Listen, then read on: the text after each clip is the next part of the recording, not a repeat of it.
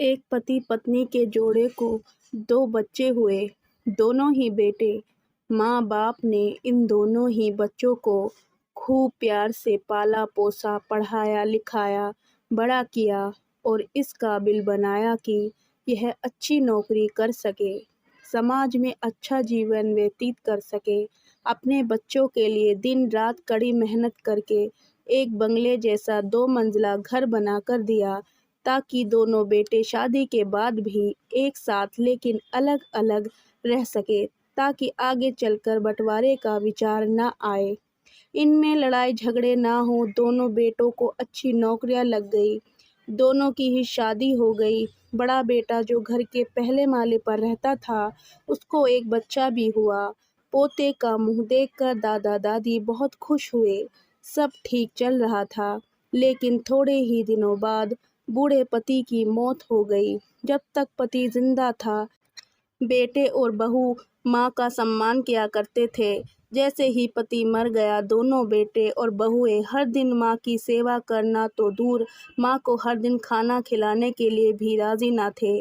दोनों बेटे और बहुओं ने मीटिंग की और तय किया कि माँ को खाना खिलाने की जिम्मेदारी बांट ली जाए। यानी कि 15 दिन बड़ा बेटा और 15 दिन छोटा बेटा माँ के खाने की जिम्मेदारी लेगा। जिन बेटों को बिना दिन रात देखे भूख ना होते हुए भी और मनचाहा खाना हमेशा खिलाने के लिए जो माँ तैयार रहती थी, अब उसी माँ को बेटों के यहाँ दिनों के हिसाब से खाना दिया जाता था। माँ का दिल बड़ा था। माँ को इस बात की खुशी थी कि वह जैसे भी हो अपने बेटों के साथ रह रही है, और इसी खुशी के कारण बेटों के द्वारा दी गई रूखी सूखी भी उसे किसी पकवान से कम न लगती। लेकिन दुर्भाग्य की बात तब हो जाती जब किसी महीने में 31 दिन आ जाते और उस दिन माँ भूखा ही रहना पड़ता। एक बार जब बड़े बेटे के यहाँ 15 दिनों तक खाना खाने की बारी चल रही थी, तब बड़ा बेटा अपनी बीवी और बच्चे के साथ कहीं बाहर किसी फंक्शन में जा रहा था। बड़े बहू ने माँ से कहा, माँ जी आज खाना नहीं बनाया, हम बाहर जा रहे हैं, वहीं खाएंगे, आप अपने लिए कुछ पका लेना और खा लेना। बूढ़ी माँ ने कहा, लेकिन बेटा मुझे तो गैस चलाना नहीं आता। बहू ने कहा, तो फिर ऐसा कीजिए कि पास वाले मंदिर में भंडारा लगता है, आप वहीं पर जाकर खा लीजिए, तो आपको गैस चलाने की ज़रूरत ही नहीं पड़ेगी। पास में ही खड़ा बेटा और पोता यह सब सुन रहे थे, लेकिन कोई कुछ ना बोला। बूढ़ी माँ को भूखा ही छोड़ बेटा और बहू फंक्शन में निकल गए।